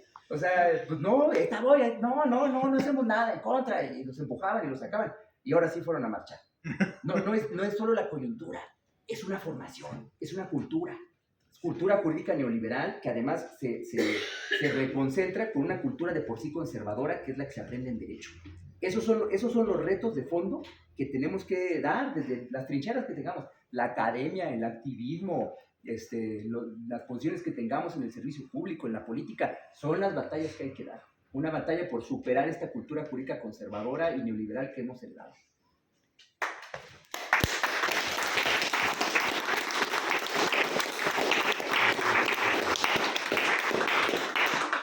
Una última consideración. Yo acabo de terminar una tesis en economía donde uno de los puntos que salió de la investigación fue una constatación que no era originalmente parte de la investigación, pero que me llamó mucho la atención, y es justamente que esto que nos venden, el desarrollo tecnológico, está permitiendo un desarrollo humano formidable, ¿no? Y que ese es como el gran punto de vámonos, ¿no? Todos a desarrollarnos tecnológicamente, porque eso es casi la liberación. Y la constatación es que, lejos de que eso sea real, está haciendo más bien lo inverso. O sea, es esta cuestión de la maquinización y el desarrollo tecnológico así lo que está creando una desigualdad como jamás ha habido en la historia a nivel económico, pero también que todas estas máquinas y toda esta dinámica tecnológica ni siquiera está permitiendo que haya un beneficio. O sea, esta frase que dijiste fue lo que me hizo pensar la intervención, de pues ya, ¿no? Dejamos a las máquinas hacer todo y nosotros vamos a descansar. Falso, al contrario, estamos más explotados que nunca. Y hago la consideración porque ella también acaba de hacer ahorita su tesis doctoral, y ella trabaja un tema que se converge con mi tesis en cuanto a lo que implica la economía para la vida. Y lo que estamos construyendo justamente es algo exactamente contrario, que es una economía, diría muy bien Polanyi, que está creando más bien una utopía inexistente sobre el dogma del libre mercado. Digo, esa es la reflexión, pero la pregunta precisa es, ¿tú consideras que sería el momento en que justamente tengamos que estar creando una situación jurídica que evite o que, digámoslo así, revierta este proceso? Y como de tu experiencia, como por dónde. Claro. Yo ahí lo primero que me hiciste pensar ahora, Francisco, es en una película que parece de niños, ¿no? Infantil, de Disney, pero es una película de terror, de ciencia ficción y terror. La película de Wall-E, sí la han visto, ¿no? La de los robotitos. A ver, ¿qué sucedió? Los seres humanos hicieron mierda el planeta, ¿no?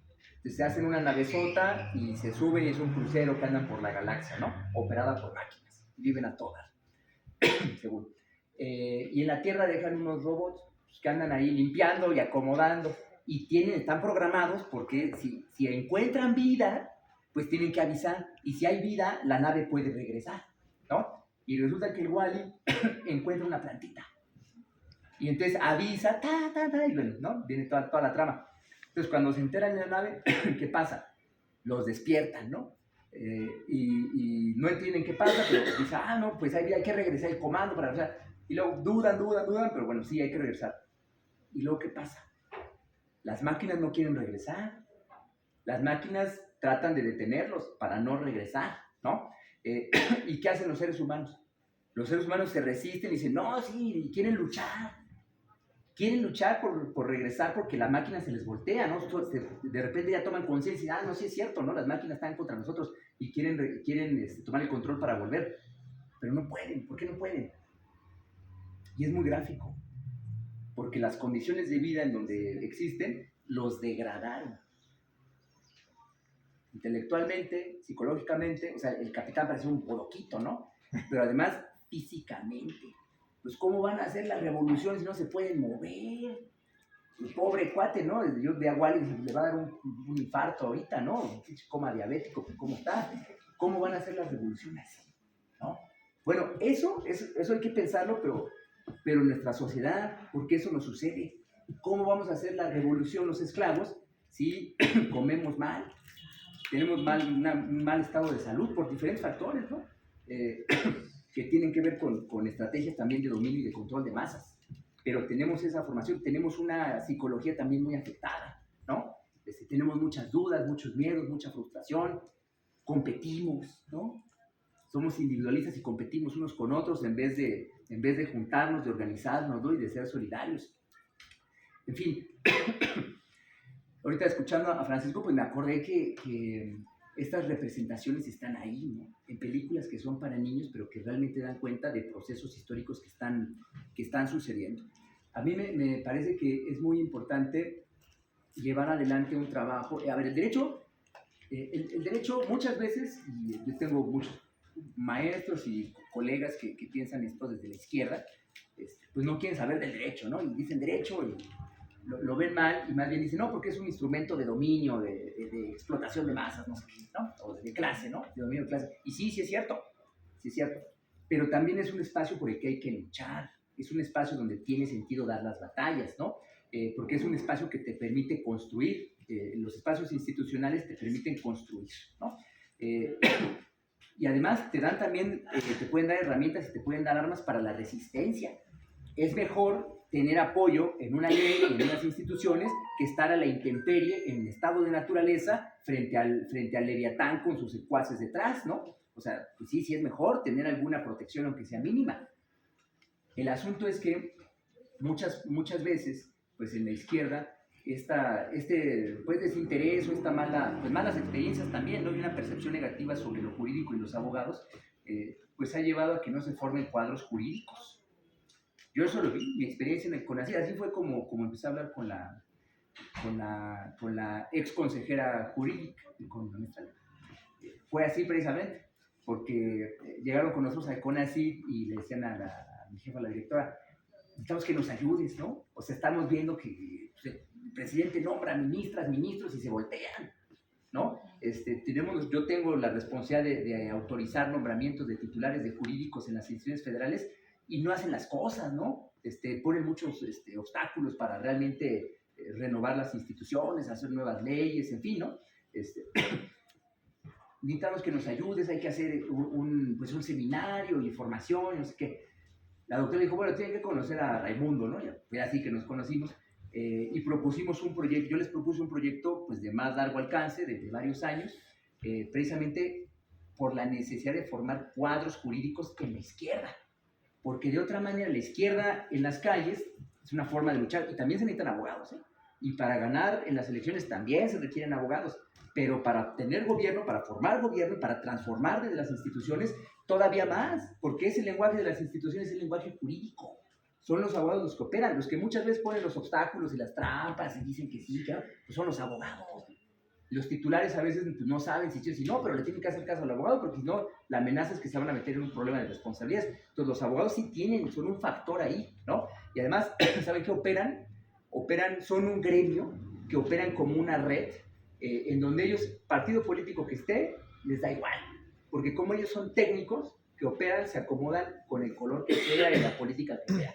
Lo sé porque los conozco, estoy en grupos, ahí en la UNAM, de chat, en donde eso es lo que se dice, ¿no? Son una red donde, oye, conozco a tal y se presenta, pues tú me cuidas y tú así, y todos se facilitan las cosas, y todos se cubren, y todos hacen, pues ese es el gran secreto, ese es el secreto, por eso perduran. Yo decía, oye, pero pues ¿cómo está en tal institución este cuate que es tan de derecha? Pues todos se cuidan y se recomiendan entre sí, ¿no? O sea, hay eso. Para revertir eso, además de lo que ya comenté, yo creo que es muy importante, sí, formar los cuadros jurídicos y además en los espacios concretos donde se dan las batallas, es muy importante contar con abogados competentes, pero también abogados socialmente comprometidos, ¿no? La experiencia que yo tuve como litigante, pues fue precisamente en casos muy difíciles, que eran puras causas perdidas, y que realmente pues yo no veía cómo lo íbamos a hacer, ¿no? Yo dije, bueno, pues sí tengo una idea de qué habría que hacer, pero para lograrlo eso en concreto, eran temas ambientales, temas de derecho indígena, en fin, ¿no? Bueno, Jaime que está aquí, pues sabe algunas de esas peripecias por las que hemos pasado ahí con el buen de Andrés Barrera, la Asamblea de Afectados Ambientales y un montón de cosas. Pues sin recursos, ¿no? Y pues era yo el único que tenía título, los otros chavos que andaban conmigo pues eran estudiantes que veían que andábamos ahí, se pegaban y órale, ¿no? Así Alejandro también se convenció y ya reniega del derecho, ahora quiere ser antropólogo, pero así fue como empezó.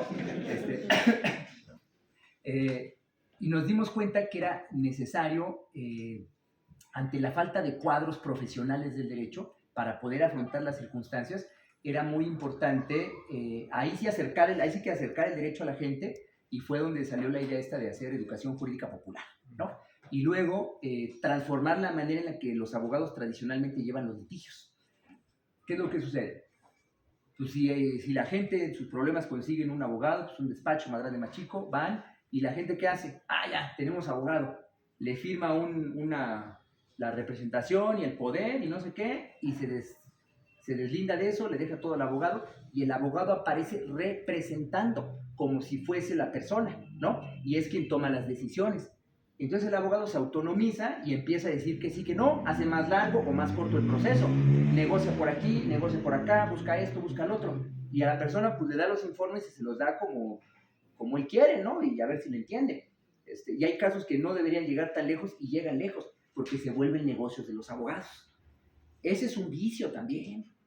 La manera en la que nosotros resolvíamos eso, pues era siempre pues con demandas por propio derecho, ¿no? Donde los abogados pues sí participaban porque iban a sacarle fotos al expediente y con todo el trabajo detrás, pero el asunto siempre quedaba en manos de la gente, siempre quedaba en manos de la colectividad, porque también sucede que en esta transferencia de agencia social, pues la gente queda ya como pasiva, ¿no? Y son los abogados los que se convierten en sujetos. Yo lo que creo es que los colectivos y la gente deben ser los sujetos de sus propios procesos sociales, históricos, incluso judiciales.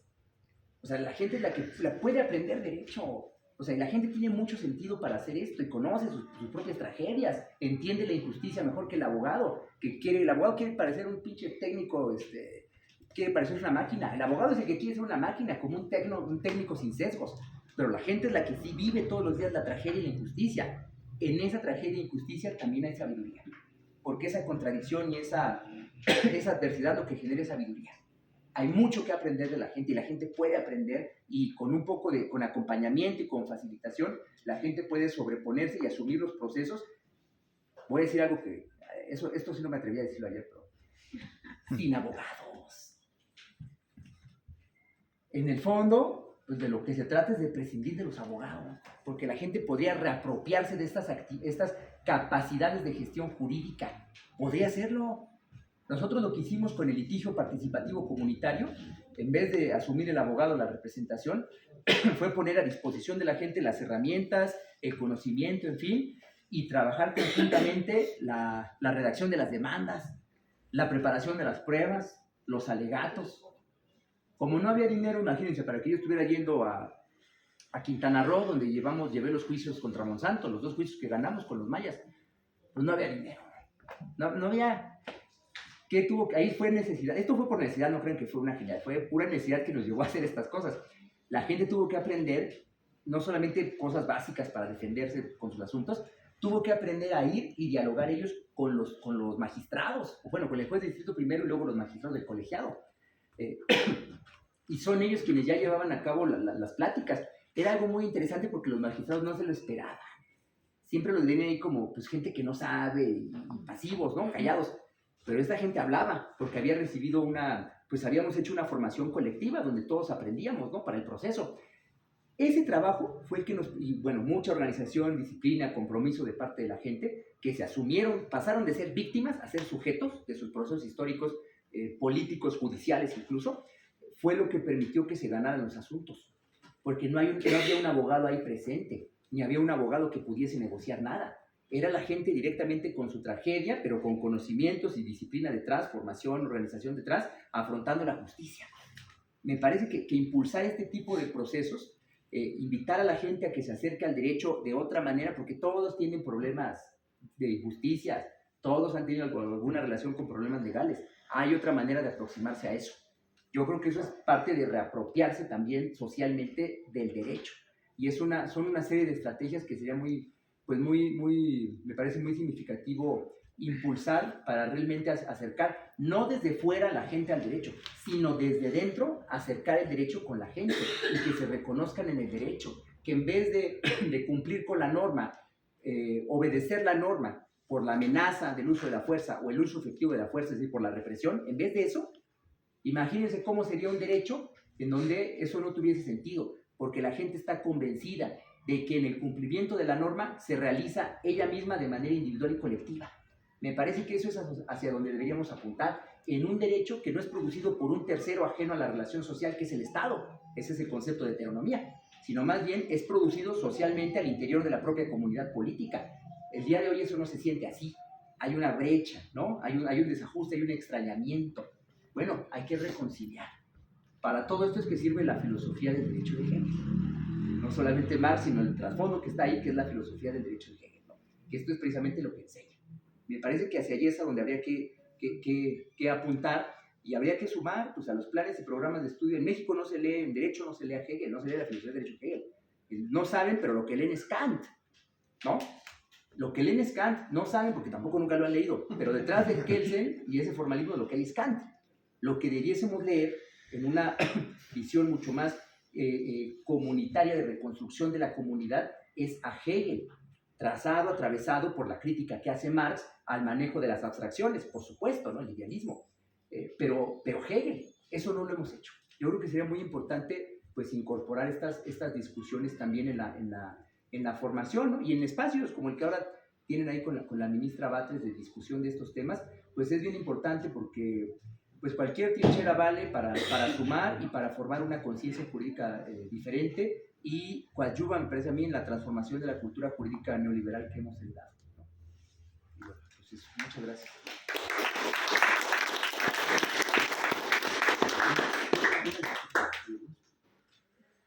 Sí, buenas noches. Yo estudié economía. En una ocasión me tocó ir a la planta de Nissan, la armadora de Aguascalientes. Y pues siempre ha estado la discusión de que si las máquinas nos van a desplazar. A lo mejor ahorita también eso, ¿no? Las máquinas van a desplazar. Ya me imagino, van a decidir con quién se va el hijo, ¿no? Lo va a decidir una máquina. A cuál temor o no. Mi sorpresa es que ahí todo el proceso de la línea y la armadora encontré que había robots, como 10 robots, pero no estaban solo los robots. Estaban haciendo un trabajo muy arriesgado, pero con mucha precisión, que era soldar todas las piezas que hacían por diferentes lados. Mucha energía eléctrica o para una persona, ¿no? Entonces estaban haciendo algo que los seres humanos lo estaban controlando, estaban programando y alimentando a los robots. El mito es ese, y lo que ha ocurrido es que nos controle la matriz y demás. Igual lo que ha ocurrido en el derecho ha sido así. Nosotros participamos, somos fundadores de la UPRES, y hubo una vez una discusión, un cisma, porque utilizamos computadora para hacer nuestros procesos. Hoy ya la discusión, decía yo otra vez, pues, tecnología es usar zapatos, claro, todas las extensiones del cuerpo pero ¿para qué es? La ciencia, ¿para qué es? Ese es lo que necesitamos, sí, formarnos y además apropiarnos de lo que se ve. Pero ya viene la parte de la discusión, la enajenación que nos quita de todo ese derecho a lo que la humanidad que ha creado en positivo. Digamos, somos víctima y reproducimos mismos. No necesitamos esa universidad. Los mismos nos reproducimos. Entonces necesitamos también nosotros revelarnos. Y sí coincidimos que se requieren, sí, abogados de inmediato que tengan esa capacidad de así como manipulan todos los procesos, los manipulen en favor. Nos han enseñado mucho, ¿no? Es que así. En una ocasión había un abogado que decía era panista, pues nos ayudó bastante. ¿Sí me explico? Que se arriesgue y entiendan en qué lado están. Y así tenés esa, más que formación, es compromiso. Las máquinas, si se desprograman, van a estar decidiendo así. No, yo creo que no hay temor para que se vayan a revelar los seres humanos. No, la tecnología, el desarrollo tecnológico no se detiene, ¿no? Pero hay que saber ubicarlo. Digo, hay desarrollo tecnológico muy diferente, ¿no? Hay desarrollo armamentístico, tecnología de guerra, ¿no? Fuerzas destructivas de la humanidad, y hay fuerzas productivas técnicas, ¿no? A favor de la humanidad. Pues hay que apuntalar estas, por un lado. Y luego, digo, para el ejemplo de los temas judiciales, de las resoluciones, pero pasa igual en políticas públicas o leyes. En todo caso, pues son herramientas que ayudan, que coadyuvan, que complementan, ¿no? Que pueden señalar como con esquemas de semáforos, si quieren, ¿no? Casos complicados o por aquí y por acá, pero al final de cuentas, la decisión y el criterio que prevalece, que debería prevalecer, es el criterio humano. En muchas ocasiones el tema, pues lo dibujan quienes lo defienden y demás, de una manera, pues sí, como ciencia ficción y caricaturesco, y plantean estas utopías que son realmente distopías. La realidad es diferente, porque en efecto, pues en la planta de armado, ¿no?, de los carros, pues tampoco es que estén solos, ¿no? No están solas las máquinas, están los seres humanos. Bueno, pues en el espacio de los operadores jurídicos, pues no están solas las máquinas, están también los abogados, ¿no? Y un papel tienen. El asunto ahí es que hay quienes defienden que no solamente se va a prescindir, sino que es bueno prescindir de los seres humanos para que no haya sesgos emocionales, éticos, de preferencias, etcétera, subjetivos, en la toma de decisiones de políticas públicas, de legislación o resolución de casos concretos. Ese es el problema. Hay quienes están defendiendo que así sea y pregonan que así sea. A mí me parece que entregarle esas capacidades humanas, todavía humanas, a las máquinas, pues es darle más vuelo a un proceso histórico de enajenación de la humanidad que no podemos permitir, ¿no? Es muy importante defender lo humano y defender la humanidad frente a estos procesos de enajenación. Bueno, pues muchas gracias a todos.